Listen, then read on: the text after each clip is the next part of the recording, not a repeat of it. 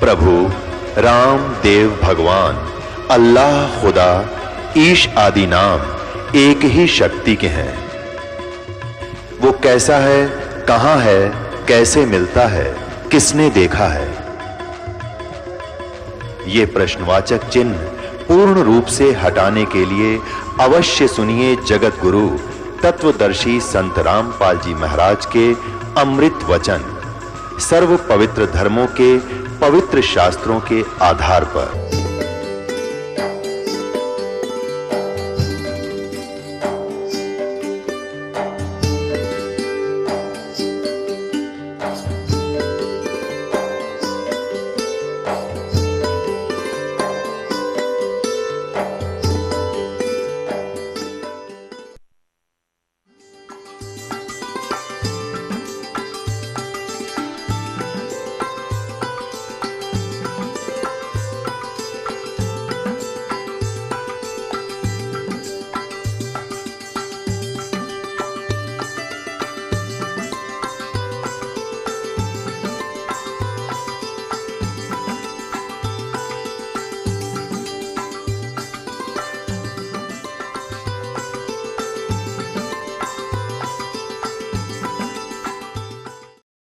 परमपिता परमात्मा पूर्ण ब्रह्म सारी सृष्टि के रचनहार कबीर परमेश्वर जी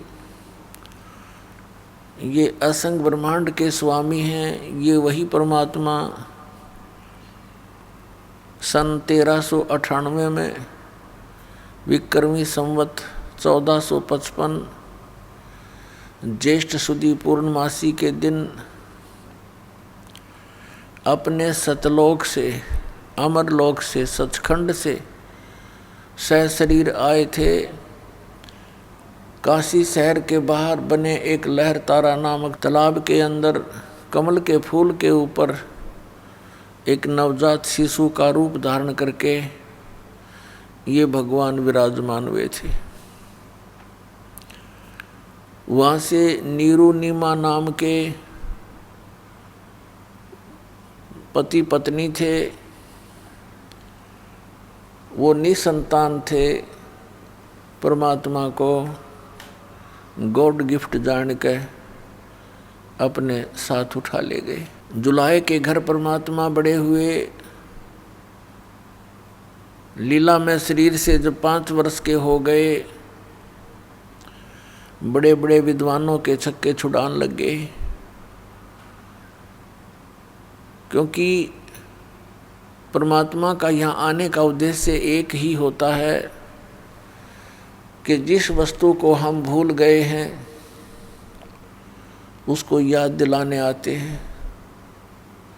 जिस साधना से हम विचलित हो चुके होते हैं वो यथार्थ साधना हमें बताने के लिए आते हैं। और उसी परमात्मा की महिमा ये चारों वेद कहते हैं, सुनाते हैं। इनमें वर्णित जो विवरण है वो कबीर परमेश्वर की महिमा का वर्णन है। जैसा कि आप जी को कल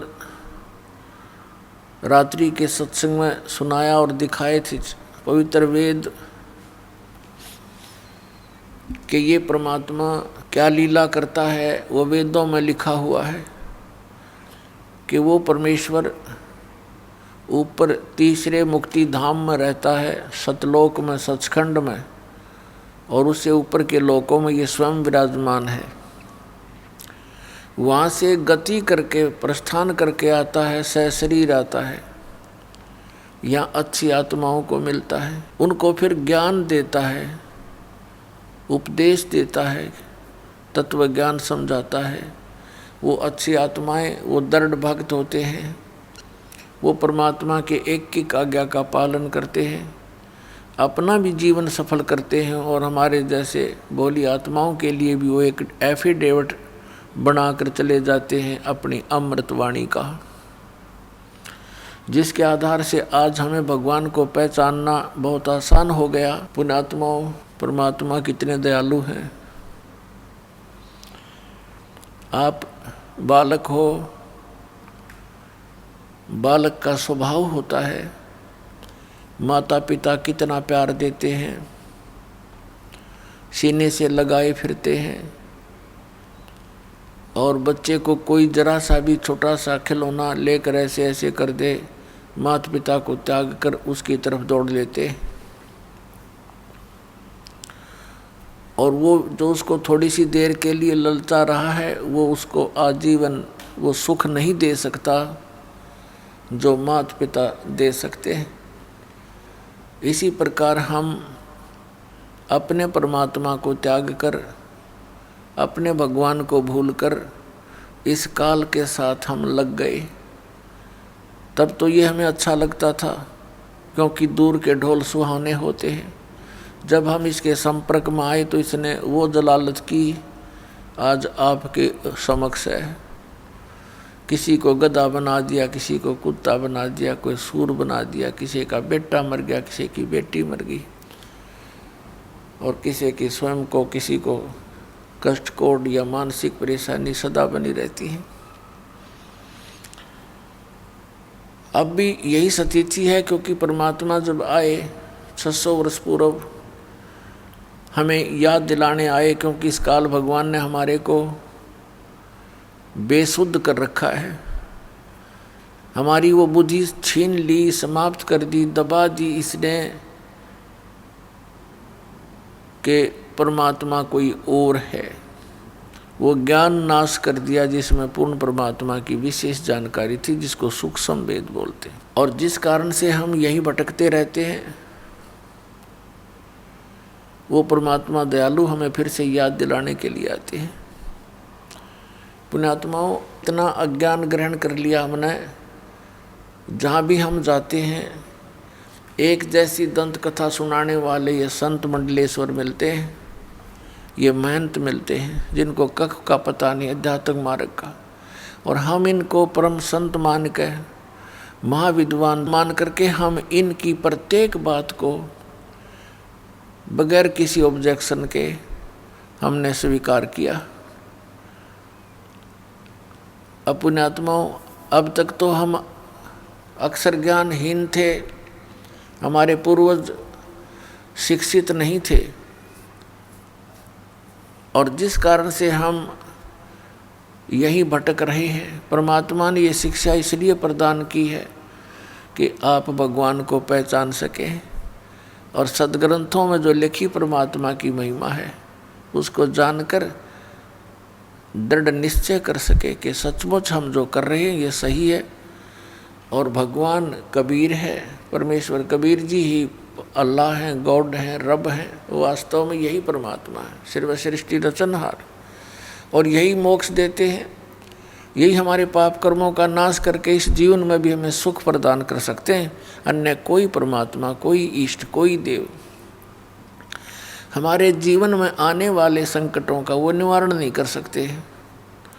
उदाहरण के तौर पर जैसे हम श्री कृष्ण जी की महिमा सुना करते थे कि उन्होंने सुदामा जी का महल बना दिया, फिर हम सुना करते थे कि श्री कृष्ण जी ने मोर ध्वज राजा के पुत्र ताम्र ध्वज को आरे से चिरवा कर, जिसकी डेथ हो गई थी, 2 भाग हो गए थे,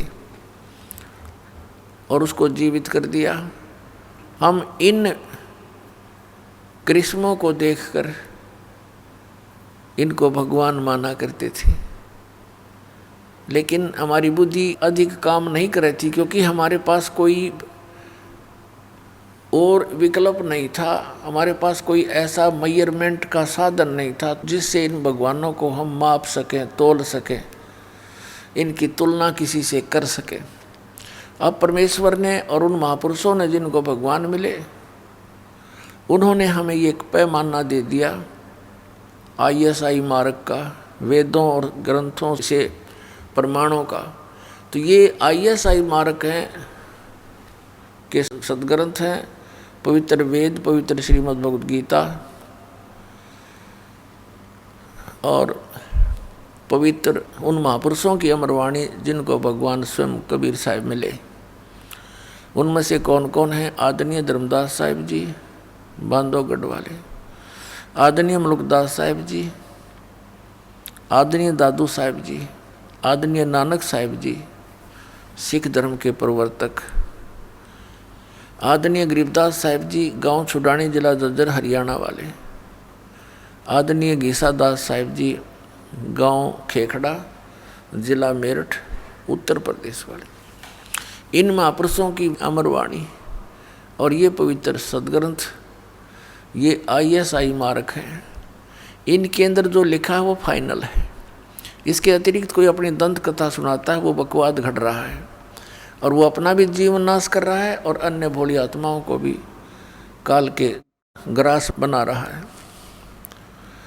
उसके समझने के लिए हमने ये तुलनात्मक ये पैमाना मिल गया। तो पुण्यात्माओं, जैसे भगवान श्री कृष्ण जी ने सुदामा जी का मकान बना दिया, ये भी सोचो कि श्री कृष्ण जी राजा थे, और एक राजा के लिए एक अपने मित्र का छोटा सा ढूंढ बना देना कोई बड़ी बात होगी क्या? भगवान के लक्षण इतने ही हैं। फिर प्रमाण ये है कि मोरध्वज के पुत्र ताम्रध्वज को जीवित कर दिया। अब कबीर परमेश्वर ने बताया कि भाई जैसे वो तो जीवित कर दिया, लेकिन भगवान श्री कृष्ण के भाणजे, उसकी बहन सुभद्रा के पुत्र अभिमन्यु महाभारत के युद्ध में मारे गए थे। उनकी आयु लगभग 18 वर्ष थी और पांडवों का और कोई संतान भी नहीं थी। उसको भगवान श्री कृष्ण जीवित नहीं कर सके। सारे पांडव रो रहे थे, सुभद्रा रो रही थी, टक्कर मार रही थी, श्री कृष्ण रो रहा था बैठ के। श्री कृष्ण उसको जीवित नहीं कर सका। यदि भगवान थे तो क्यों ना जीवित किया उसको? और वहाँ पे मतलब जा कर के मोरध्वज के लड़के को आरे से चरवा के वहाँ जीवित कर दिया। तो यहाँ क्यों नहीं किया? यहाँ क्यों नहीं कर सके? परमेश्वर कबीर जी ने बताया। उसी ज्ञान के आधार से ये दास बताओगा कि मोरध्वज के पुत्र ताम्रध्वज की आयु शेष थी, जिस कारण से श्री कृष्ण जी ने उसको जीवित कर दिया। लेकिन अभिमन्यु की आयु शेष नहीं थी, उसका इतना ही प्रारब्ध था, इसलिए भगवान श्री कृष्ण उन्हें जीवित नहीं कर सके। और कबीर परमेश्वर जी जो चावे सो कर दे सतगुरु, जो चावे सो कर ही 14 कोट दूत जम डर ही ऊत भूत जमत्रास निवारे, और चित्रगुप्त के कागज पाड़े। पुण्यात्माओं, आप बालक हो, बिल्कुल अबोध हो, क्योंकि हमें ये तत्व ज्ञान प्राप्त हुआ नहीं, और हमने इसी जन्म और मरण के प्रोसीजर को सहर्ष अपना लिया, क्योंकि हमारे पास कोई अल्टरनेट नहीं था। और इसी अपने निर्वाह के पीछे और अज्ञानता के कारण कोठी बंगले मकान बनाने के उद्देश्य से, एक दूसरे में माया के धनी बन करके महिमावान बनने के उद्देश्य से हम अपना जीवन नाश कर जाते रहे। पुण्यात्माओं, ये कोई जीवन है? यहाँ पर सुबह उठे, खाना खाया, फिर पेट के ही लिए, यानी इस शरीर को सुरक्षित रखने के लिए, जीवित रखने के लिए इसी में डालो, इसी से काम लो, इसी में डालो, इसी से काम लो। सामने सो, सुबह उठो, सुबह उठते फिर लग जाओ, फिर पड़ जाओ, फिर उठ जाओ, फिर पड़ जाओ, और पता नहीं किस टाइम जीव की अचानक मृत्यु हो जाए। और जिस संपत्ति के जोड़न में सारा जीवन नाश कर दिया, वो तेरे साथ चला रही।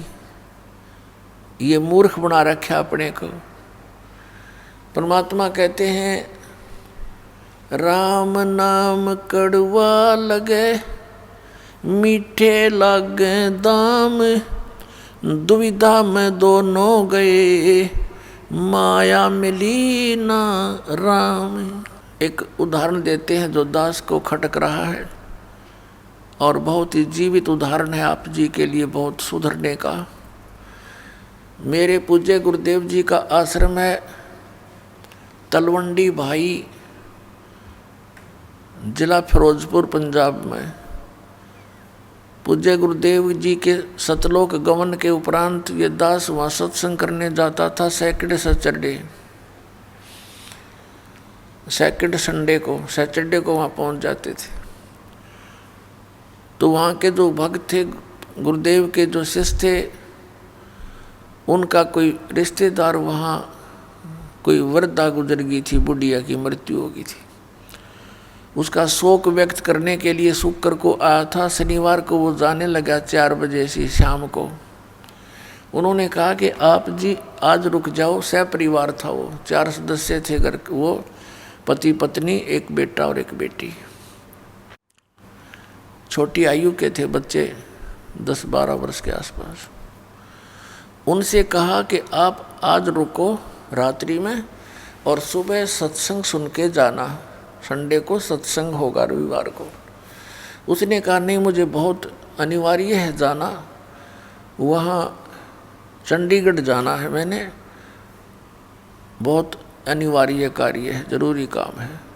उन्होंने कहा काम तो सारी उम्र ही करने होते हैं, आप सत्संग सुनो। वो कहता है सत्संग मैं सुनता ही रहता हूँ। फिर उन्होंने कहा कि सत्संग ऐसा आपने नहीं सुना होगा जो सत्संग कल सुनोगे। वो कहने लगा नहीं आपको नहीं पता, मैंने वहाँ पर एक अनुबंध करना है, एक एग्रीमेंट करना किसी पार्टी से, और उसमें मुझे लगभग 5 लाख रुपए का बेनिफिट होगा।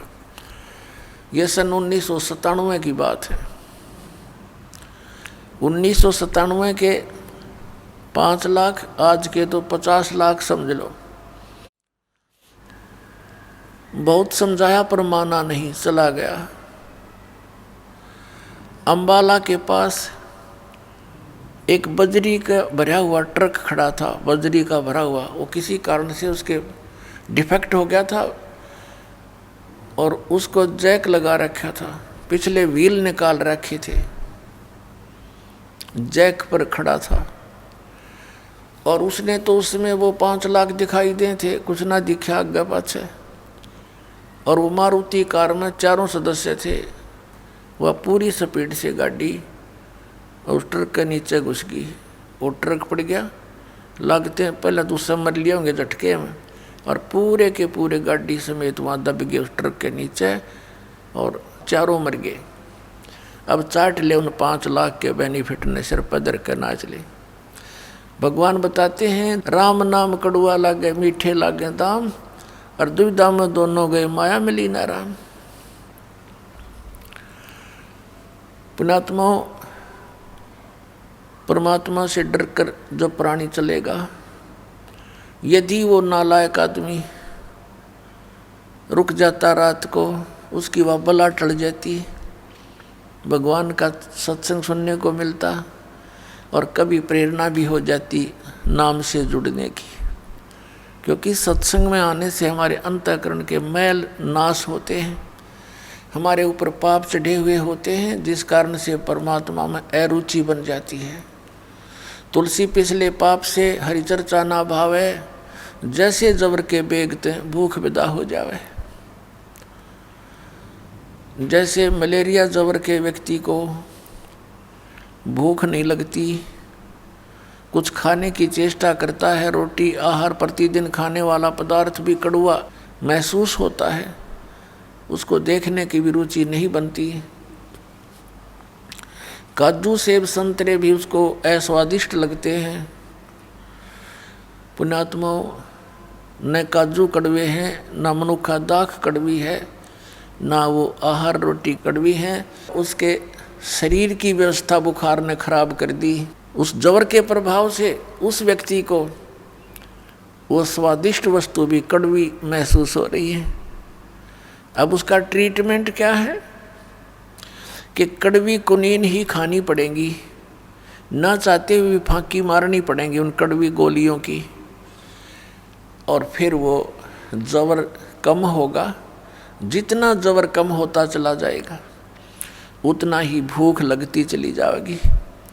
और पुण्यात्मा, एक दिन उसको इतनी भूख लगती है जब वो स्वस्थ हो जाता है, लुखी सूखी रोटी भी, सब्जी भी ना हो, कहता घर वालों को मन दे दे जैसी है, और खा जाता 3-4 रोटी बगैर किसी सब्जी, आदि के स्वाद बनाए बिना ही खा जाता है, इतनी भूख लगती है। पहले उसको एक ग्रास भी मुख की तरफ करना दूभर हो गया था। इसी प्रकार परमात्मा हमें याद दिलाते हैं कि जैसे पाप कर्मों के कारण आपकी आत्मा पर जबर हो गया, आप जी को ये राम नाम की इतनी मीठी वस्तु, इतनी स्वादिष्ट, ये आज कड़वी लगे, अच्छी नहीं लगती। इसका इलाज क्या है, उपचार क्या है कि आप जी ना चाहते हुए भी सत्संग सुनना पड़ेगा। मन नहीं मानता है क्योंकि वो तो जवर है, लेकिन जवर को उतारने के लिए रोटियों से भी कड़वी गोली खानी पड़ी, तो इसलिए आप जी ने सत्संग सुनना पड़ेगा, चाहे बैठ जा, जबरदस्ती बैठा रहे वहाँ पर। और फिर क्या होता है, ये परमात्मा की अमर वाणी है और पूरे संत के द्वारा जब ये उच्चारण की जाती है उनका असर न्यारा होता है। एक आम आदमी तो रोज पढ़ रहे इन वाणियों ना, किससे का असर नहीं। अपने आत्मा एक तो राजा आदेश दे और एक व्यक्ति विशेष वही आदेश दे तो अप्लीकेबल नहीं हो सकता। एक समय एक रानी ने गुरु धारण कर रखा था, उसको ज्ञान बहुत अच्छी तरह समझ में आ गया बेटी को। वो अपने पति से प्रतिदिन प्रार्थना करती थी कि नाम ले लो, ये राजपाट सदा नहीं रहेगा, सदा राजा नहीं रहोगे तुम। वो कहता था तू लेरी नाम है, मैं के न्यारा लूँगा, आप बिलेरी बस घर में एक बहुत है। संत से सुने हुए ज्ञान से वो कहा करती थी, देखो जी मैं खाना खाती हूँ तो मेरा पेट भरेगा, आप खाओगे तो आपका भरेगा, तो आपने भी भक्ति करनी चाहिए। वो कहता फिर मैं लेता हूँ, सुबह उठकर राम राम करता हूँ और ओम जय जगदीश हरे की आरती गाता हूँ। तो उसने बताया जी ऐसे काम नहीं बनेगा। संत जी ने, गुरु जी ने बताया कि गुरु बिन माला फेरते, गुरु बिन देते दान, गुरु बिन दोनों निष्फल हैं, चाहे पूछो वेद पुराण। राजा ने सोचा यार रोज कान खावे मेरे, इसके गुरुजी से ही डिस्कस करके आता हूँ मैं एक दिन और उससे पूछता हूँ कि क्यों दुनिया को मूर्ख बना रहे हो तुम, इनको बहका रहे हो अपने पैसे ऐंठने के लिए। भगवान ने की तब बैठ कर बजले, घर पे भी तो भज सकते हैं, गुरु की आवश्यकता। इस उद्देश्य से उसने कहा अपनी पत्नी से, ठीक है मैं एक दिन तेरे गुरु जी से मिलना चाहता हूँ। रानी की खुशी का ठिकाना नहीं रहा कि एक बार यूँ चला गया तो इसके 16 दिन आ जाएंगे, सुदन आ जाएंगे। राजा ने कहा मैं परसों चलूँगा। रानी ने अपने गुरुदेव से बताया। अब गुरुदेव तो जान उनको परमात्मा की कृपा होती है, वो समझ गए कि राजा कोई कुबद लेकर आवेगा ना, राजा की इतनी अच्छी किस्मत नहीं होती वो सत्संग में आ जाओ, तो बकवादा में राजी रहा करे। क्यों उस समय उसका आगे पाछे 50-60 आदमी सलूट मारनी है, जी सर करनी है, उसने भगवान की आवश्यकता कतई नहीं होती, वो तो ज्ञान से पता लगता है। राजा आया और अच्छा आसन दे दिया गया राजा को। तो संत जी ने कहा कि आओ राजन, कैसे आगमन हुआ। राजा तो जिस उद्देश्य से गया था सीधा ही बोला कि आप क्यों इन भोले बालों को मूर्ख बना रहे हो, क्या गुरु बनाना आवश्यक है, भक्ति तो वैसे भी कर सकते हैं, क्यों दुनिया को मूर्ख बनाए बैठा है। तो संत ने सोचा कि अब मैं जय इसके प्रश्न का उत्तर नेगेटिव दे दूंगा, उसको तो नेगेटिव लगेगा, तो ये ना जाने के कुबद कर देगा। उसने कहा राजन अब तो मेरा भजन का समय हो गया है, मैं कभी आपके घर आऊँगा और आराम से बैठ कर डिस्कस करेंगे। राजा ने सोचा बहुत बढ़िया, वहाँ इसकी खूब खबर लूँगा, अच्छी तरह इसके कान खाऊँगा, सारी पूछ लूँगा इससे। कहने लगा ठीक है आप वहाँ आ जाना। यूँ कह कर राजा उठ कर चला आया। अब क्या हुआ, रानी को बता दिया अपनी शिष्या को, बेटी मैं इस परसों आऊँगा, राजा से मिलूँगा। उसने जाके घर बता दिया कि कल गुरुजी आएंगे मेरे। अब राजा बाहर बैठा सिंहासन के ऊपर नो सज दे के अपनी पूरी टौर दिखाने खातिर आसपास सैनिक खड़े, बॉडीगार्ड, अंगरक्षक, नौकर। अब बाहर पहरेदारों से यानी नौकरों से बोल दिया गया कि एक संत आएंगे। रानी के जो संत हैं वो नौकर जानते थे क्योंकि रानी को साथ लेकर जाते थे रथ वगैरह में, कि उसको आने देना, रोकना नहीं। अब वो संत जी सीधे जा रहे थे, राजा बैठा सिंहासन पर, ऊंचे आसन पर, सैनिक खड़े थे। उस संत ने कहा कि सैनिकों, इस राजा को अरेस्ट कर लो, जेल में डाल दो। अब वो उसके मुंह की तरफ देख रहे हैं कि यू क्या बकवास कर रहा है, और वो राजा भी देख रहा है कि यू अच्छा बकवास दिया आदमी, ये तो मेरे राज्य को हड़पना चाहता है। उस संत ने फिर कहा कि तुम्हें सुनाई नहीं देता, अरेस्ट करो इसको, गिरफ्तार कर लो इसको, ये बैठा सिंहासन पर। अब वो टस से मस नहीं हुए, वो आज्ञा का इंतजार कर रहे हैं, आदेश का, कि राजा क्या आदेश देता है, इसका बकलता रहे भी। राजा ने कहा कि इसको अरेस्ट करो। इतना कहना ही था कि वो पकड़ ली बाजू दोनों तरफ से। अगला आदेश क्या होगा ये वो इंतजार कर रहे थे। तब वो संत कहता है कि राजन, गराए आदमी की बेइज्जती नहीं करा करते, आप तो तू बुला के आया मेरे को, राज मेरी बेइज्जती कर रहा है। राजा बोला तेरा दिमाग खराब हो गया, तो ये शब्द कैसे बोले कि इसको गिरफ्तार कर लो। तो उस संत ने कहा कि मैं आपके प्रश्नों का उत्तर देने आया हूँ कि गुरु के बिना क्या भगवान की भक्ति नहीं हो सकती। राजा बोला कि ये कैसा तेरा उत्तर भाई, कि मैंने छुटवा तो देख बनते फिर बताऊंगा। तब उस राजा ने कहा छोड़ दो, उन्हें छोड़ दिया। अब संत ने कहा कि देखो राजन, जो शब्द मैंने बोले थे वही आपने बोले। मैंने इनसे बोला था राजा को अरेस्ट कर लो, ये टस से मस नहीं हुए, और आपने वही शब्द बोले थे इसको अरेस्ट कर लो। ये सभी गति में आगे और तुरंत मुझे गिरफ्तार कर दिया। आपके वचन में शक्ति है, मेरे वचन में वो शक्ति नहीं है जो आपके में है। आपके आदेश लागू हो गया। इसी प्रकार आध्यात्मिक मार्ग में मेरे वचन में शक्ति है, और मैं जो वचन दूंगा वो कार्य करेगा, और आप उसको कहते रहना, वो कार्य नहीं करेगा। ठीक इसी तरह ये उदाहरण समझ ले। राजा की बुद्धि साफ होगी, नीचे उतर गया सिंहासन से, चरण पकड़ दिए। तो पुण्यात्माओं, ऐसे जो साधना हम गलत भी करते हैं, अपने मनमुखी भी करते हैं, उससे भी लाभ नहीं होता। तो संत के वचन में शक्ति होती है, और उस शक्ति से ही वो शब्द आपके अंदर काम करता है। जैसे जो औषधि होती है, इंजेक्शन के माध्यम से शरीर में प्रवेश कर दी जाती है तो वह काम करेगी, और बगैर सिरंज के वह अंदर नहीं जा सकती। तो ये समझो कि संत की वाणी सिरंज होती है, वो आपके अंतःकरण में इस मंत्र को प्रवेश करती है, फिर वो मंत्र आपके यहाँ कार्य करता है। इन्हीं मंत्रों को अन्य आदमी देता रहेगा, कोई लाभ नहीं होगा, अधिकारी है ही नहीं वो उसको देने का। तो इस प्रकार संत वचन की शक्ति से आपके अंदर भक्ति प्रवेश करते हैं, और फिर इस सत्संग के माध्यम से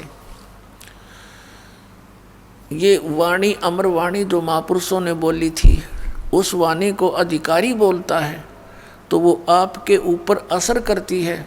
वो ऐसे असर करती है जैसे किसी को सर्प डस जाता है, और उस सर्प के विष उतारने का एक मंत्र बोलता है गार्डू,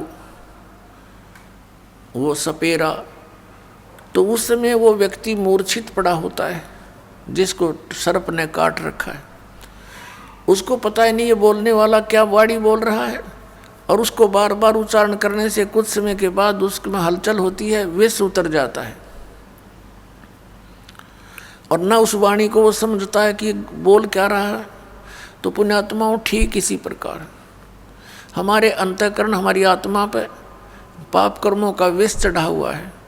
इन महापुरुषों की वाणी सदग्रंथों की वाणी और अधिकारी के द्वारा बोली गई आपके ऊपर से वो कुछ ऐसे जो पाप होते हैं वाणी के पाठ उच्चारण श्रवण करने से ही कटा करते हैं। क्योंकि हम जब तक परमात्मा के चरणों में नहीं आते, सत्संग रूपी इस धोबी घाट पर हम नहीं आते, ये ड्राई क्लीन की शॉप समझ लो, यहाँ पर ड्राई क्लीन की दुकान है यहाँ, तो जब तक हम इसके संपर्क में नहीं आएंगे तो मैल कैसे समाप्त होगा? मैल समाप्त हुए बिना उज्जवल कपड़ा कैसे होगा? तो आप यहाँ आते हो, अपने मित्र प्यारों को भी लाते हो। हमने भी जितने दिन सत्संग होता है सबको आना अलाउड कर रखा है, आओ सत्संग अवश्य सुनो। बाकी समय में हम केवल अपने भक्तों से ही मिल पाते हैं, अन्य से कोई हम डिस्कस कर भी नहीं सकते, इसलिए अन्य को आमंत्रित नहीं करते। अन्य दिनों में सत्संग के दौरान सभी आ सकते। तो कोई मित्र, कोई रिश्तेदार, रिलेटिव किसी के साथ आता है तो चाहे वो किसी उसकी शर्म से भी आ गया, प्रार्थना से आ गया, किसी कामवश आ गया, तो यहाँ सुनेगा। वो चाहे अनचाहा बैठा रहे, उसके ऊपर भी उस गारुड़ के मंत्र की तरह असर हो रहा है। और एक दिन ऐसा आएगा कि उसको भूख लगेगी उस परमात्मा की वाणी की, और फिर वो ऐसा आएगा कि लोग नो कहेंगे इसका भी पता नहीं कि मंत्र मार दिया।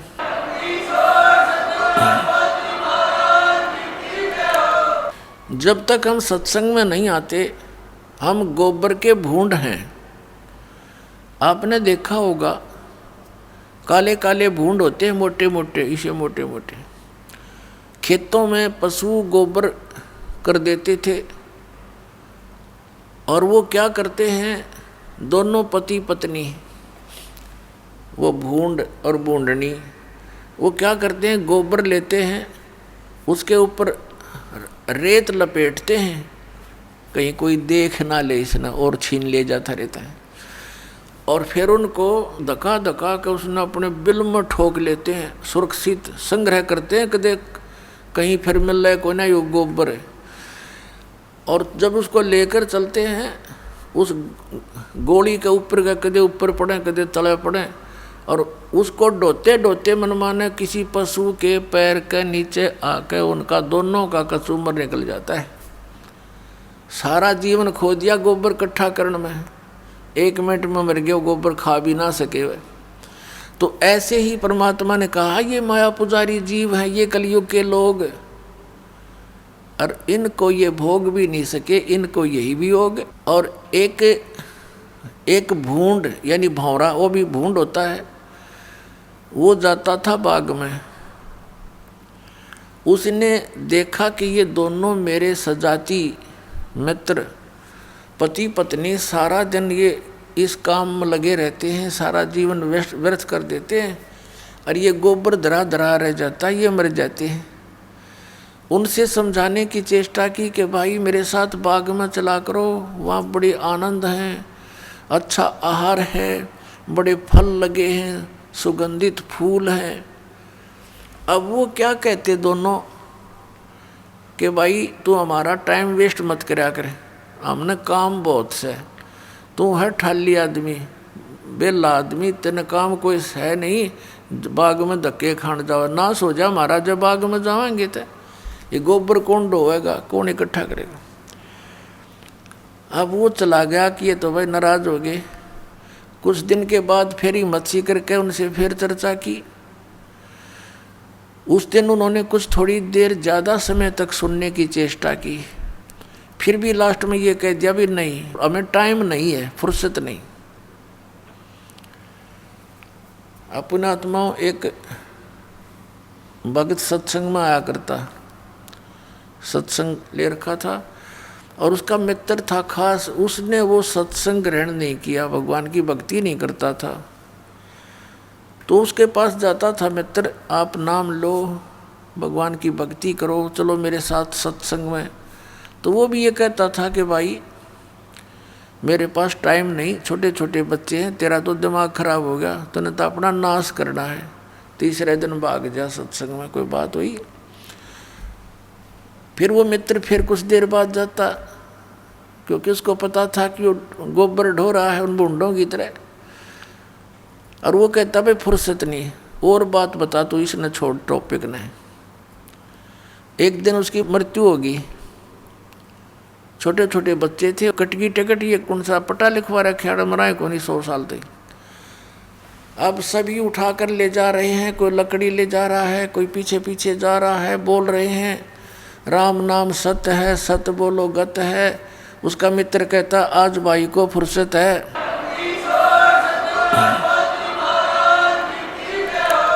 वो कहते हैं राम नाम सत्य है, सत्य बोले गत है, और वो कहता है आज इसको फुर्सत है। अब दूसरे कहते हैं अरे ठीक बोल ले आज तो तू, इनका तो चोट लग रही है। उसने कहा तो इससे ठीक मैं बोल भी नहीं सकता, इससे ठीक और क्या बोलूं, आज इसने पूरी फुर्सत होगी, जब तक इसने 1-2 दिन का टाइम नहीं था मेरे साथ चलन का, अरे भी गया कति काम तय। तो पुण्यात्माओं इन बातों को गहराई से सोचना पड़ेगा आपने। ये कोई डूम बाट के गीत नहीं है, महापुरुषों के दिए हुए एग्जाम्पल है, महापुरुषों के बताए हुआ ज्ञान है। हम बालक हैं और उन महापुरुषों की बातों पर हमने कदम से कदम मिला कर आगे चलना पड़ेगा, जब हम सफल हो सकते हैं। हम तो जीव संज्ञा में हैं, हमें क्या पता, हम अपनी सोच से सब लगे हुए। उधर से एक दिन फिर वो भूंड उनके पास आ गया। अब वो दोनों छोड़ के उस गोली ने, वो गोबर की ने बैठ गए। वो कहने लगे भैया एक बात बता, आप यहाँ आते हो ना, चर्चा करते हो बाग की, तो हमें आनंद बहुत आता है, आपके अंदर से महक आने लगी हमें। अब एक दिन उस बूंद ने हिम्मत सी करी कि भाई मेरे दो टाइम तो है थोड़ा, पर एक दिन चलूंगा तेरे साथ। तो उस बावरे ने कहा भी तेरा आके मैं गोबर इकट्ठा करवा दूंगा, तेरी मदद करा दूंगा, जो यू कम रह गया था, तो चल पड़े मेरे साथ। इस बात से वो प्रसन्न हो गया बूंद, अगले भाई काम तो यू करवाई देगा मेरा आके ने, चल मैं चलता हूँ। चल पड़ा। अब जाके देखा वहाँ पर महक फूलों की। अब कभी तो उस फूल पर बैठे, कभी उस फूल पर बैठे, अरे एक फूल पर ऐसा बैठा उठे को नहीं, और रात्रि में फिर शाम के समय वो फूल बंद हो गया, अंदर रुक गया वो। अब भौरे ने पता था उसको कि सुबह पाओगा, यहीं पर बैठा, सुबह फूल खुलेगा। तो वो सुबह गया भौरा, तो उस क्या देखा उसने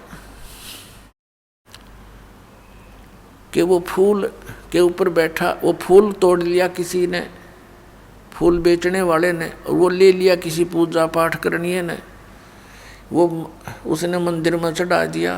मंदिर तो फिर पानी में विसर्जन कर देते हैं, जल में पूजा किए हुए फूलों को, वो फिर दरिया में गिर दिया, गंगा में। अनोखानो फूल बहता हुआ जा रहा है, धूप लगने से वो खिल गया। फूल खिला तो भौरे को पता था कि वो कहाँ कहाँ जा सकते हैं। वो उन फूलों को देखता देखता वहाँ पहुँच गया दरिया के ऊपर। वो बूंद बैठा उसका ऊपर। न बोला रहा उठ ले तो, न बोला बस बोला मत जी सा आ रहा है। तो उसने कहा निकला ही तो डूबेगा पानी में। जब वो उठा तो उसने कहा भाई मैंने तो सारा जीवन खो दिया, वो गोबर इकट्ठा कर करके, और सारी सुविधाएं हैं।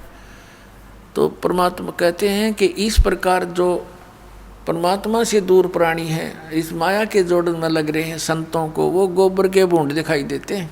ये सत्य मान लेना पुण्यात्मा।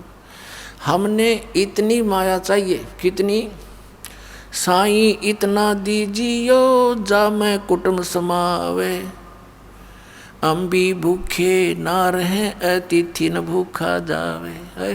परमात्मा कहते हैं तुम इतना मांगो मेरे से, ज़्यादा नहीं।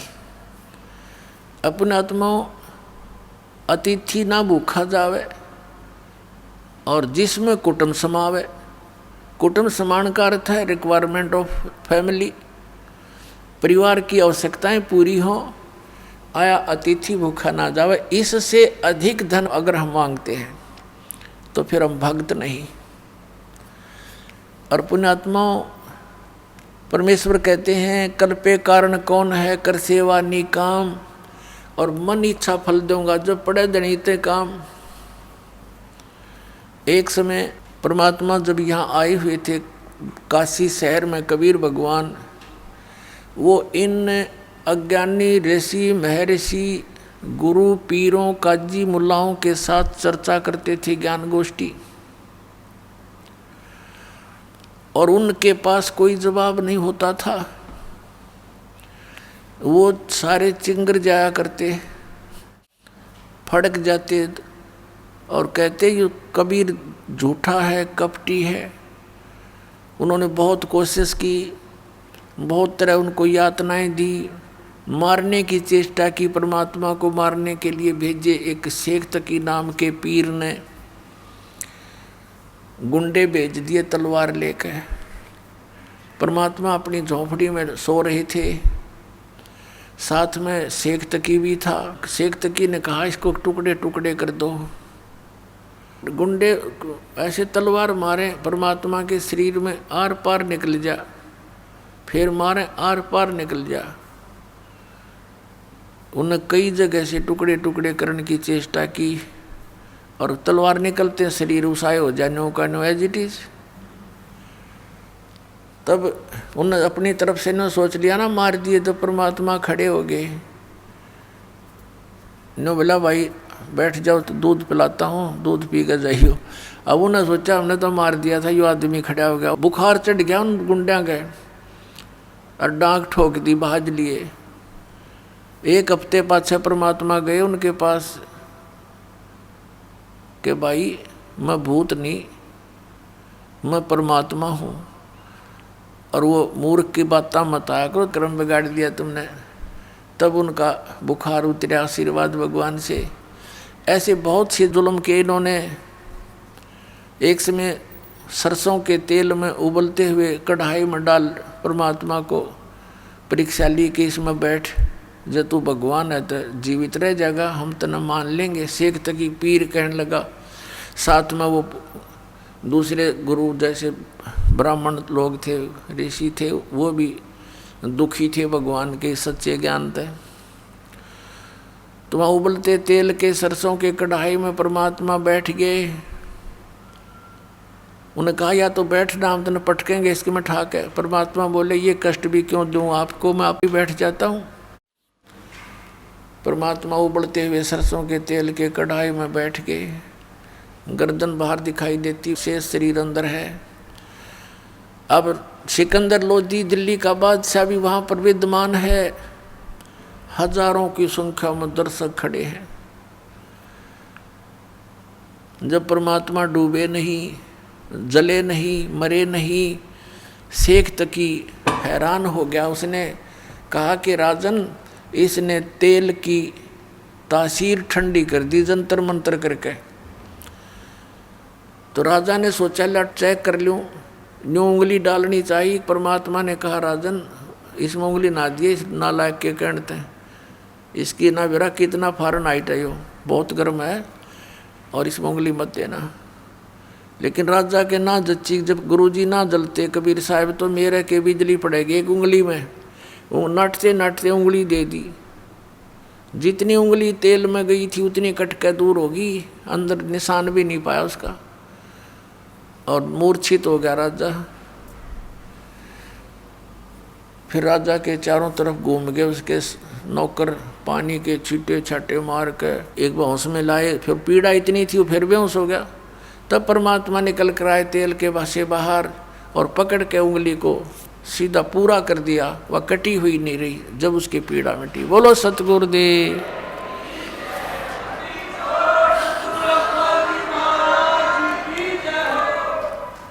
तो उस समय परमात्मा ने खड़ा होकर के सत्संग किया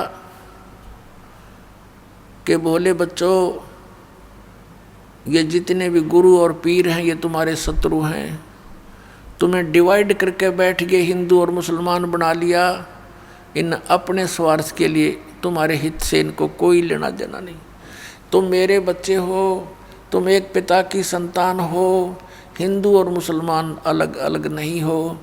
ये तुम्हारा भूल डाल रखी है इन अज्ञानियों ने। तो इस तरह काफ़ी देर सत्संग किया। लोग उस चमत्कार से प्रभावित होकर के कई हजारों ने परमात्मा का उपदेश लिया, दीक्षा ली, शिष्य बने। और भी बहुत सारे ऐसे लीलाएं परमात्मा ने की। अब जैसे इन्होंने क्या किया कि भी ना तो यूँ मारे तो मरता, ना यूँ ज्ञान में हारता, अब इसका क्या करें। वो सारी मजलिस हुई, उनकी मीटिंग करी किसने, हिंदू और मुसलमानों के गुरु और पीरों ने। उन्होंने के स्कीम बनाई कि एक झूठी चिट्ठी डाल दो सभी संतों के डेरों वालों के पास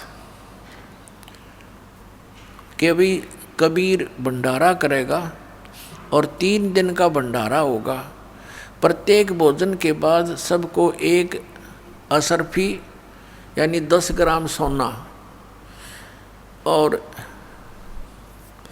एक दोहर होती थी, बहुत अच्छा कंबल टाइप समझ लो, उस समय का सबसे उत्तम जो कंबल समझो वो दोहर होती थी। एक दोहर देगा, एक असरफी देगा, जितनी बार भोजन खाओगे, ऐसा लिख दिया।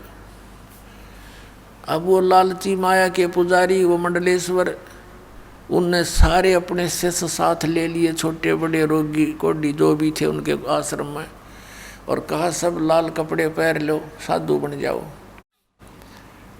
और चल पड़े, किस लिए कि ये सभी जितनी बार भोजन खाएंगे उनको दोहर मिलेगी, असरफी मिलेगी। वो मुखिया के पास जमा कराते हैं, फिर वो सारे, वो मुखिया ना अपना ये लालच सोच कर सारा ना खिलाया। तो वहाँ काशी में निश्चित तिथि रखी हुई थी, जो सभी इकट्ठे हो गए। 18 लाख ये नकली संत पंथ सारे आगे। अब सुबह सुबह आदरणीय रविदास साहिब जी, जो अधिकतर परमेश्वर कबीर जी के साथ रहा करते थे, वो अपने घर से आए। उसने देखा भी आज इतने महात्मा कैसे इकट्ठे हो गए हैं। उनसे पूछा कि महापुरुषों कैसे आगमन हुआ आपका। तो वो कहने लगे, रे तुम काशी वालों कौन सी दुनिया में रहते हो, तुम्हें पता नहीं, हम इतनी दूर से आ गए हैं। तुम्हें नहीं पता कि एक कबीर नाम का कोई दुल्हा है और वो भंडारा कर रहा है, 3 दिन का भंडारा है। रविदास जी तो शक पके रह गए कि भगवान ने मेरे आगे जिक्र भी ना कराया। वो जान गया कि इनकी चाल है कोई। रविदास जी ने पूछा भी कोई प्रमाण है तुम्हारे पास। उन सब ने वो झूठे चट्ठे दिखा दिए, ये देख ले हम वैसे थोड़े आते हैं। रविदास जी चले थे फ्रेश होने के लिए। अब कहा कि फ्रेश हो थे, वो तो सट्टी पिट्टी गुम होगी कि न जुल्म कर दिया। यो नया बखेड़ा और तैयार कर दिया भगवान के लिए। पहुंच गए परमात्मा की झोंपड़ी पर और कहा भगवान अब तो काशी छूटेगी अपनी, अपन काशी त्याग कर जाना पड़ेगा। परमात्मा बोले क्या हो गया ऐसा। रविदास जी ने बताया कि गिनती नहीं इतने व्यक्ति आए हुए हैं, साधु संत, और सबके हाथ में चिट्ठी है कि कबीर भंडारा करेगा, 3 दिन का भंडारा होगा, मोहर असरफी प्रत्येक भोजन के बाद देगा। और ये माया के पुजारी सारे इकट्ठे हो गए। भगवान सारी काशी के अंदर वो साधु साधु दिखाई देते।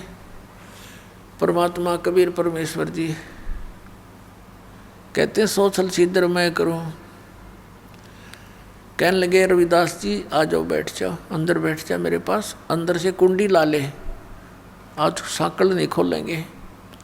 और भाई ऐसा करूँगा, रात्रि में अपने बच्चों को, अपने माता पिता को लेकर मैं चला जाऊँगा बाहर। ये नहीं जीने देंगे रविदास मेरे को। अपने आत्माओं कबीर परमेश्वर के अपने बच्चे नहीं थे, ना उनकी कोई शादी विवाह हुआ था। 2 बच्चे इस शेख तकी की फड़क निकालने के लिए और इस उद्देश्य से कि ये शायद मान ही जावे, इसलिए एक लड़का और एक लड़की 12-13 वर्ष के ये मुर्दे जीवित किए थे। ये कथा सुनाएंगे क्योंकि आज प्रसंग वो भी चला है, पहले ये पूरा कर लेते हैं। और माता पिता उनके नहीं थे क्योंकि वो नीरू नीमा उनको कमल के फूल से उठा कर लाए थे। रविदास जी बैठ गए, परमात्मा भी बैठ के माला लेके कोने में। अकबर भगवान ने याद करे रविदास जी, परमात्मा आपत्ति टाला करता है, पुण्यात्मा हमारे लिए उदाहरण है कि जब ऐसी कोई समस्या हो तो भगवान ने याद कराया करो। रिश्तेदार कुछ नहीं कर पाओगे उस समय आपकी, ना कोई और मदद कर पाओगा। कबीर परमात्मा बैठ के माला लेकर और उधर से पहुंच गए सतलोक में। एक रूप में बैठे रविदास जी के पास एज ए जुलाहा कबीर, दानक कबीर, और वो परमात्मा कबीर अन्य रूप बनाकर सतलोक में पहुंचे। यहाँ से जाने से पहले ही वहाँ टेलीफोन कर दिया भगवान ने, कैसे ऐसे तैयार करो, भोजन तैयार करो इतने व्यक्तियों का। जब परमात्मा वहाँ पहुँचे सतलोक में, उसी समय कहा कि हे भगवान, आपके आदेश अनुसार ये सब तैयार कर रखे हैं और ले चलो, हम भी साथ चलते हैं आपके। 9 लाख बैल बनाए परमात्मा ने उन्हीं ऊपर की आत्माओं के, और उनके ऊपर जैसे गधे पर बोरा रखते हैं, थैला, उसमें सामान रख देते हैं। पहले क्या होता था, ये बिजनेसमैन ट्रांसपोर्ट जो करते थे माल को, वो बैलों के ऊपर गधों जैसे बोरे रखा करते थे। उनके अंदर वो सामान, जैसे किसी मंडी से शक्कर ले ली और दूसरी में जा बेची, वहाँ से कणक ले ली, वो तीसरी में ला बेची, और सैकड़ों हजारों की संख्या में 200 400 बैलों के ऊपर एक टाइम में ट्रांसपोर्ट करते थे। उनको बंजारे बोला करते थे, बिजनेसमैन बंजारे, जो बनज करते थे। तो उसी तरह के एक बंजारे का रूप धारण किया परमात्मा ने, केशव नाम धर लिया अपना, अन्य रूप बनाया। एक सिद्धि बहुचोल्य धार है, एक सिद्धि है जो बहुत शरीर बना सकती है। परमात्मा में तो ये असंख्य सिद्धियाँ हैं, इन्हीं से प्राप्त भक्ति स्टोर करके, परमात्मा की भक्ति स्टोर करके आम साधु संत भी ऐसी लीला कर दिया करते थे। तो वहाँ से 9 लाख बैलों के ऊपर 18 लाख व्यक्ति वहाँ पर इकट्ठे हो गए थे काशी में। 9 लाख बैलों के ऊपर बना बनाया भोजन सतलोक का, पूरी, कचौरी, लड्डू, जलेबी, बर्फी, खुरमे, दही, बड़े, खीर, खांड, देसी घी, और सब लाद कर चल पड़े। काशी से थोड़ी सी दूरी पर वहाँ आकर नीचे उतर गए। साथ में कुछ बंजारे यानी उनके सेवक भी साथ थे। आदरणीय गरीबदास साहिब जी को परमात्मा मिले थे सन 1727 में। उनको सचखंड लेकर गए थे परमेश्वर, जैसे एक जिंदा महात्मा के रूप में आकर के, जैसे आदरणीय गरीबदास साहिब जी को लेकर गए, ऐसे ही आदरणीय नानक साहिब जी को लेकर गए थे। बेई नदी से सचखंड लेकर गए थे, फिर वापस छोड़ा था। ऐसे ही गरीबदास जी को ऊपर ले जाकर वापस छोड़ा था, और उनकी दिव्य दृष्टि खुल गई थी। परमात्मा ने उनके अंदर ज्ञान फीड कर दिया था, दिव्य दृष्टि खोल दी थी। उसी आधार से गरीबदास साहिब जी ने परमात्मा की लीलाओं का आंखों देखा वर्णन किया। जैसे तुलसीदास जी हुए हैं जिन्होंने रामायण लिखी है, घट रामायण नहीं, वो तुलसीदास दूसरा था, वो राधा स्वामी वाला ग्रुप का है वो। तो एक तुलसीदास जी हुए हैं जिन्होंने ये रामायण लिखी थी। पहले रामायण संस्कृत में थी, उन्होंने फिर अपनी दिव्य दृष्टि से, उसकी भी दिव्य दृष्टि खुल गई थी, तो उसने ये श्री रामचंद्र जी की लीला लाखों वर्ष के बाद ज्यों की त्यों चित्रार्थ कर दी थी। तो इस दिव्य दृष्टि की भी रेंज होती है, जैसे सूक्ष्मदर्शी होती है, उस सूक्ष्मदर्शी यानी दूरबीन की भी रेंज होती है। तो गरीबदास जी की जो सूक्ष्मदर्शी यानी दिव्य दृष्टि थी, वो तुलसीदास की दिव्य दृष्टि से प्रबल थी। तो ऐसे गरीबदास जी ने फिर परमात्मा की आंखों देखा हाल बताया है। तो वहाँ से जब क्या बताया गरीबदास जी ने, उनकी वाणी में लिखा है कि वो नीचे आकर बैल उतरे ना, तो उनके सिर पर सींग थे, और नीचे जमीन से भी उनके कदम लगभग 6 इंच ऊपर चल रहे थे। 6 इंच ऊपर टिक रहे थे, जमीन पर नहीं टिक रहे थे, और चल वैसे ही रहे थे जैसे आम बैल चलते हैं। और वो दिखाई केवल उन्हीं को देते थे कि ये जमीन पर पैर नहीं रखे हैं इनके, जिनको कुछ आध्यात्मिक उनकी दृष्टि काम करती थी। तो वहाँ आकर के काशी के चौपड़ के बाजार में मेन स्थान तो वहाँ बना लिया, अपना स्टोर भंडारे का जो सामान था, और बाकी टेंट लगा दिए बहुत लंबे चौड़े, कई टेंट लगा दिए। फिर उन टेंटों के अंदर भंडारा शुरू कर दिया, टेंटों से बाहर टेंटों में सामान डाल दिया, और लोग आगे भाई रोटी खाने लग गए। वो तो भंडारा शुरू कर दिया, 18 लाख आदमी, और साथ में वो सतलोक से आए हुए हंस, ये राधा स्वामी वाले ठेकेदारी ले रहे हैं सतलोक की, इनका का पता नहीं, क्योंकि वहाँ तो प्रकाश ही प्रकाश है, नूर ही नूर है, वहाँ भगवान है ही नहीं। वहाँ गई हुई जीवात्मा ऐसे समा जाती है उस परमात्मा में, प्रकाश में, जैसे बूंद समुद्र में फूटे बाग हमारे। ऐसे गुरु मिले हमारे को नकली, वहाँ तो सारी व्यवस्था है। यहाँ से बहुत सुंदर आहार हैं वहाँ के, तो वो आहार सतलोक से लेकर आए भगवान ने, वहाँ भंडारा शुरू कर दिया। अब जो भी खावे परमात्मा का सतलोक का आहार, उंगली चाटता ही रह जावे। 2 रोटी खाने वाला भी 6 रोटी खावे, इतना स्वाद लगा, गेला डाइजेस्ट हो जावे, क्योंकि भगवान का अमृत आहार। तो वहाँ तो प्रोसीजर चल पड़ा खाने का, और साथ में 2 रसर पी दे तुरंत।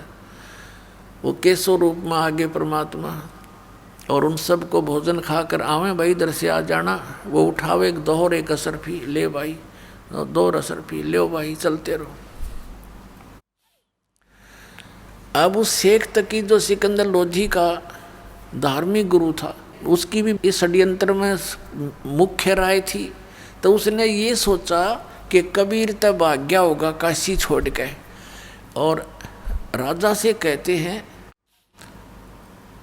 राजा के पास भी एक पत्र भिजवा दिया कि आप भी आइएगा, हम भंडारा कर रहे हैं। तो शेख तकी ने कहा जी देखो आपके गुरु का पत्र आया है, टोंट कसी उसने, आप चलोगे? राजा बोला सिकंदर लोधी के अवश्य चलूँगा मैं। कब का भंडारा है? कैसे भंडारा? इस दिन का। अच्छा चलेंगे। वो चल पड़े दिल्ली से काशी के लिए, 2-3 दिन लगने थे, उन्होंने पहले प्रस्थान कर दिया। तो पहुंच गए उस दिन, निश्चित दिन सुबह सुबह। वहाँ जाकर देखा कि भंडारा चल रहा है। अब शेख तकी की तो मरगी माँ, उसने इतना सोचा था कबीर भाग गया होगा, वह लोग गाली दे रहे होंगे खड़े खड़े से भी, जितने साधु संत आवेंगे। अब उसने सोचा क्यों तो भाई कमाल हो गया, वो तो कलेजा पकड़ कर बैठ गया। क्या के बनी भाई? उनसे पूछता कौन दे रहा भंडारा, ये कौन दे रहा भंडारा? तो बताया गया कि एक केशव नाम का बंजारा है और स्टैंड में विराजमान है, वो ये भंडारा कर रहा है। सिकंदर लोधी और शेख तकी वहाँ गए। राजा ने पूछा भी आप कौन हो, आप क्या लगते हो कबीर भगवान के?